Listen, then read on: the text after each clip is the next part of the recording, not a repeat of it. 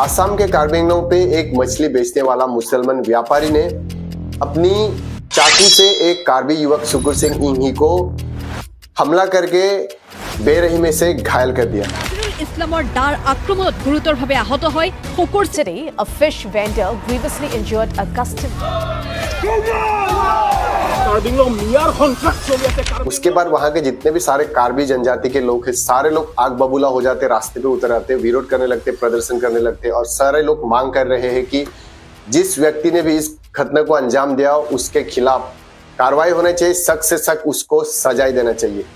तो चलिए इस वीडियो में जानते हैं कि घटना कब हुआ था, कहां पे हुआ था, किस कारण हुआ था और विक्टिम का हालत क्या है अभी, क्या वो जिंदा है या वो मर चुका है। उसके साथ साथ जिस कल्प्रिट ने दुस्साहस किया था, क्या उसको अरेस्ट कर लिया गया है, अगर अरेस्ट कर लिया गया है तो किन किन सेक्शंस पे उसको अरेस्ट किया गया है और उसको कितना सालों का सजा होने वाला है, पनिशमेंट कितना साल का होने वाला है, उसके बारे में इस वीडियो में हम लोग आगे जानेंगे। So the incident was took place on Friday यानी 14 मार्च को ये घटना डीफू टाउन पे ये घटना हुआ था। मछली के बाजार यानी फिश मार्केट पे हुआ था। अराउंड 7:45 PM यानी शाम के समय पे ये घटना हुआ था। और जब इस घटने का सूचना वहाँ के CEM तुलीराम रोहंग को जब पता चला, उन्होंने वहाँ के SP और DC उनको वहाँ पे घटना स्थल पे पहुँचने को कहा, वहाँ पे जाके देखभाल करने को कहा। तो वहाँ के DC निरोला फंगचोपी भी वहाँ पे पहुँचती है और उन्होंने भी कॉन्डेम किया। और उन्होंने क्या कहा ये सुनिए। এডমিনিষ্ট্ৰেশ্যন তৰফৰ পৰা আমি কণ্ডেম কৰিছোঁ আৰু আইডেণ্টিফাইড এজন মানুহে আহি পেলাই এজন আমাৰ কাৰ্বি ষ্টুডেণ্ট এছ'চিয়েশ্যন এটা এজন ল'ৰাক মানে আঘাত কৰিছে, ডাৰে আঘাত কৰিছে বুলি আমি গম পাইছোঁ ইতিমধ্যে। देखिए घटना आखिर क्यों और किस कारण हुआ था। As per the report Sukur Singh Inghi who is the inhabitant of Rongpangbong Diphu के रहने वाले हैं and he is also the member of Karbi student association. वो शाम का समय था जब वो मछली खरीदने के लिए मछली के बाज़ार पे जाते तो वहाँ पे मछली का प्राइस को लेके बार्गेनिंग को लेके वहाँ पे हीटेड आर्गूमेंट उन लोगों के बीच में हो गया था, नजरुल इस्लाम और सुकुर सिंह इंही के बीच में। तो नजरुल इस्लाम को गुस्सा आ गया था। गुस्से में उसने जो मछली काटने वाला जो दाव जो होता है, जो नाइफ जो होता है, जो चाकू होता है, उससे सुकुर सिंह इंही को हमला कर दिया, जान से मारने की कोशिश की और वहाँ पे उन्होंने काटने की कोशिश की, काटा भी गया। वहाँ पे उनको 2-3 जगह पे काटा गया तो वो वहाँ पे घायल हो जाते और वहाँ के लोकल के लोग उनको हॉस्पिटल लेके जाते डीफू मेडिकल कॉलेज पे। वहाँ पे ही वॉज इमीडिएटली रास टू डीफू मेडिकल कॉलेज, वहाँ पे उनको लेके जाके वहाँ पे ट्रीटमेंट के लिए ले जाते। इस इंसिडेंट को लेके वहाँ के CEM तुलीराम रोंगहांग ने भी कॉन्डेम किया है। उन्होंने क्या कहा यहाँ पे मैं सुना रहा हूँ।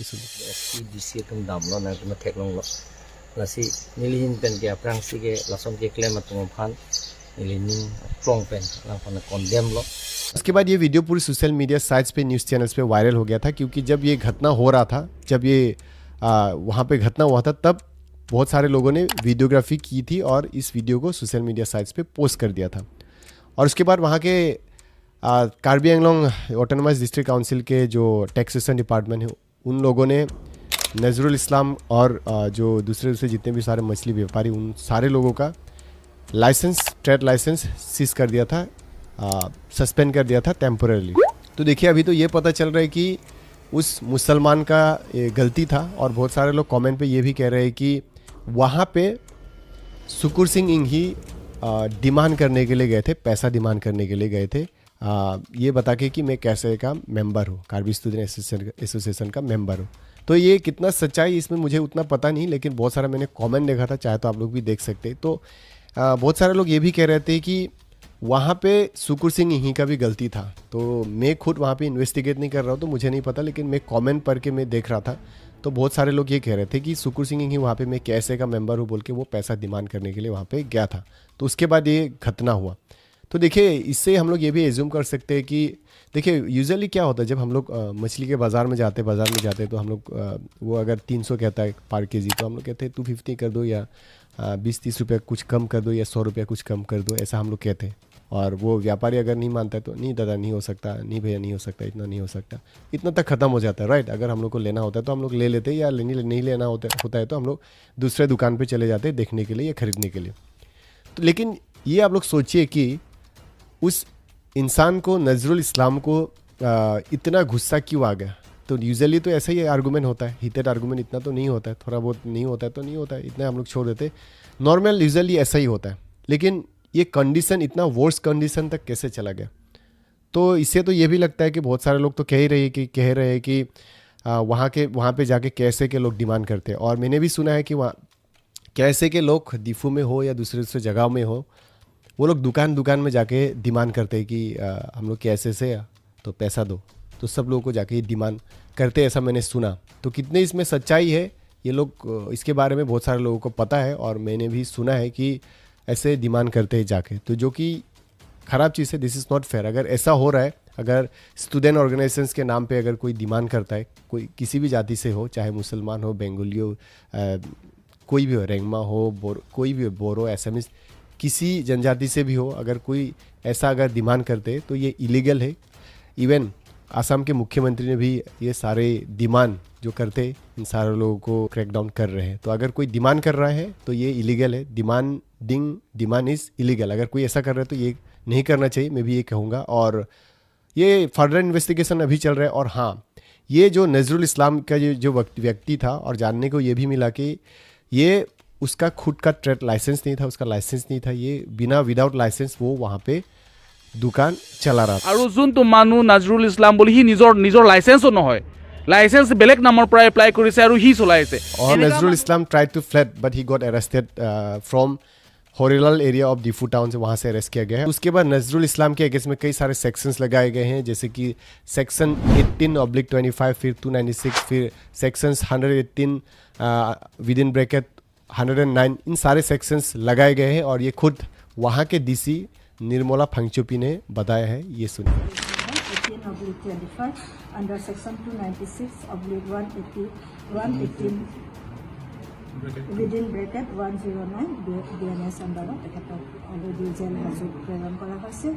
तो देखिए अभी नजरुल इस्लाम को कितना सालों का सजा होगा, पनिशमेंट कितना मिलने वाला है। देखिए अगर बहुत सारे सेक्शंस लगाए गए हैं, वैसे मैं थोड़ा बताना चाहूँगा यहाँ पे। अगर सेक्शन 118 विद इन ब्रैकेट 109, अगर इसमें अगर देखा जाए तो punishment 7 years life time imprisonment भी हो सकता है या फाइन भी हो सकता है, बहुत कुछ भी हो सकता है। उसके साथ साथ अगर 296 सेक्शन अगर देखा जाए तो वहाँ पे 1 साल का सजा या फाइन भी हो सकता है। एंड सेक्शन 25 ये अगर देखिए, ये सेक्शन 25 में ये डिपेंड करता है कि कितना सेवेरिटी है, जो क्राइम कितना सेवियर है, ये कोर्ट डिसाइड करेगी कितना साल का सजा होगा। और देखिए अगर अटेम्प्ट टू मर्डर 307 अगर ये सेक्शन लगाया जाता है और तो इसमें आपका सज़ा होगा 10 साल, लाइफ टाइम इम्प्रिजनमेंट भी हो सकता है या फाइन, बहुत कुछ भी हो सकता है।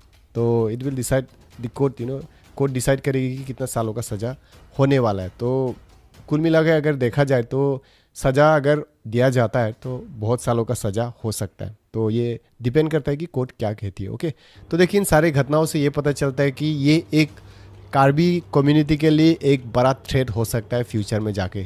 और ये घटना पहली बार नहीं हुआ है, ये घटना पहले भी बहुत बार हुआ है। और ये मैं खुद नहीं कह रहा हूँ, मैंने सुना भी है। और उसके साथ साथ वहाँ के जो कार्बी स्टूडेंट्स के जो लीडर है, ऑर्गेनाइजेशंस के जो लीडर है, उन लोगों ने भी कहा है, ये सुनिए।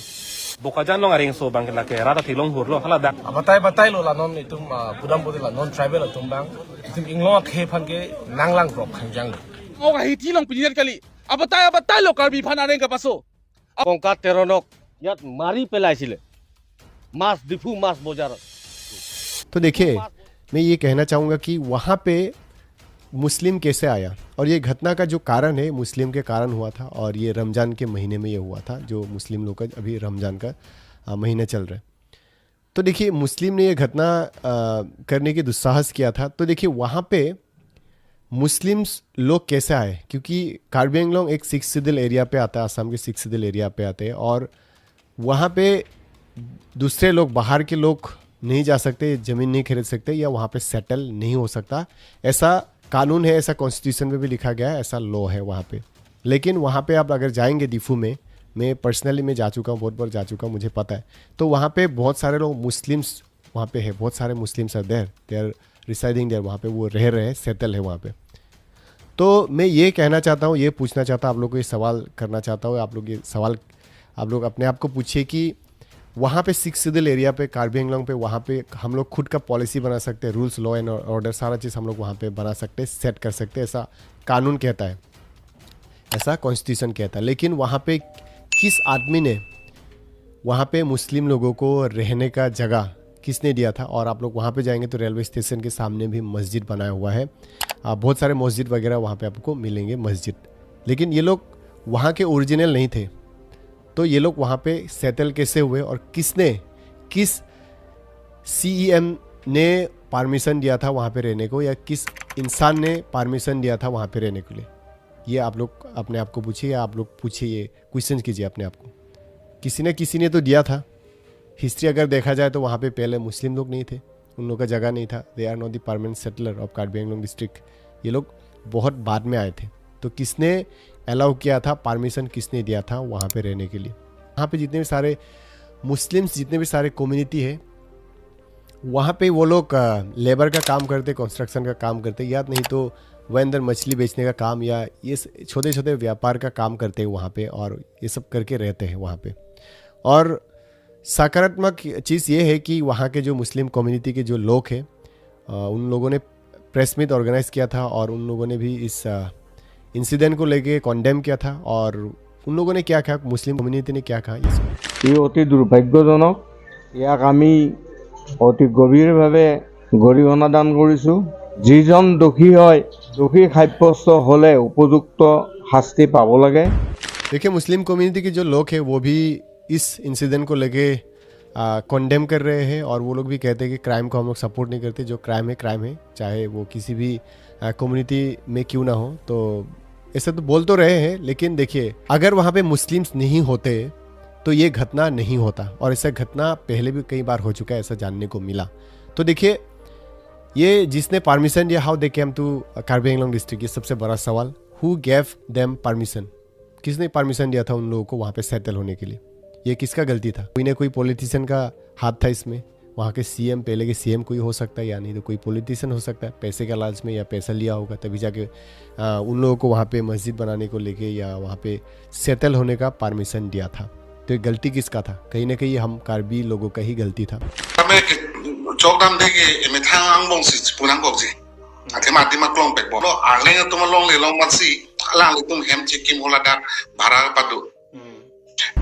जो कि पैसा के लालच में हो सकता है, पैसा के लालच में किसी ने वहाँ पे रहने को दिया था, और जब रहने स्टार्ट कर दिए तो उसके बाद ये सारे छोटे छोटे बहुत सारे चीज़ें वहाँ पे हो रहा है। और ये छोटा चीज़ नहीं है, ये फ्यूचर में जाके ये कार्बी जो सोसाइटी है या कार्बी जो कम्युनिटी, उन लोगों के लिए बड़ा प्रॉब्लम हो सकता है फ्यूचर में जाके।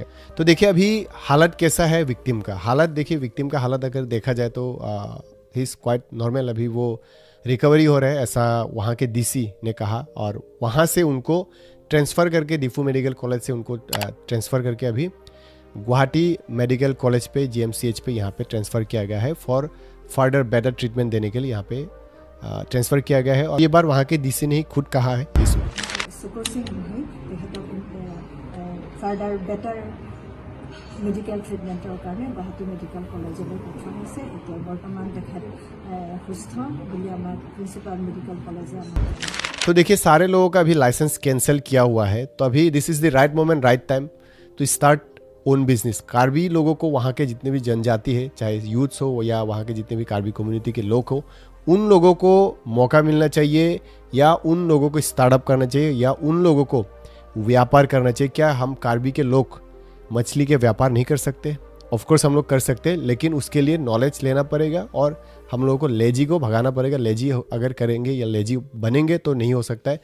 कहाँ से सप्लाई चेन आता है, कहाँ से सप्लाई लेना पड़ता है, कितना दाम में बेचना पड़ता है, ये सारे चीज़ अगर हम लोग इसका जानकारी लेंगे तो हम लोग बिज़नेस स्टार्ट करके हम लोग पैसा कमा सकते हैं। अपना जगह में भाई, अपना जगह में हम खुद बिज़नेस करेंगे, दूसरे को हम लोग वहाँ पे रहने नहीं देंगे। जितने भी सारे मुस्लिम्स हैं, यू आर गेट आउट।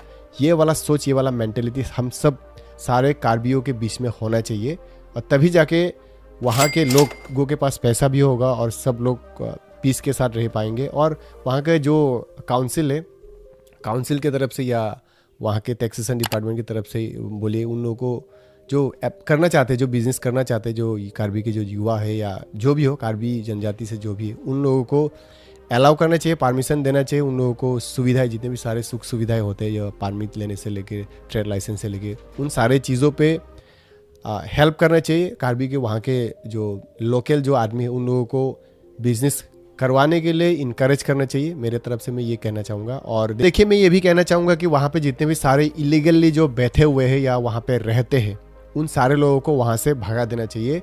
देखिए, वहाँ पे बहुत सारे ट्राइब्स, अलग अलग ट्राइब्स भी रहते हैं, लेकिन वो बहुत पहले से है। तो उन लोगों का अगर हिस्ट्री देखा जाए तो बहुत पहले से वो लोग सेटल है कार्बी आंग्लों में। सो उन लोगों के लिए ठीक है, दैट्स फाइन, वो लोग वहाँ पे ही, वहाँ के लोग ही हैं। देखिए, ये सारे अवैध घुसपैठ जो हमारे जो सिख सिदल एरिया में जो कर रहे हैं, घुसपैठ करके वहाँ पे रह रहे हैं, अवैध रूप से जो इंक्रोच करके रह रहे हैं, उन सारे लोगों के अगेंस्ट में अगर अभी से कार्रवाई नहीं किया गया तो फ्यूचर में जाके कार्बी सोसाइटी, कार्बी कम्युनिटी के लिए या वहाँ के इथनिक पीपुल के लिए, वहाँ के सेटलर्स लोग के लिए एक बड़ा थ्रेट हो सकता है फ्यूचर में जाके। तो इसको जल्द से जल्द अगर सॉल्व नहीं किया गया तो फ्यूचर में जाके बहुत बड़ा और भी प्रॉब्लम्स होने के चांसेस है।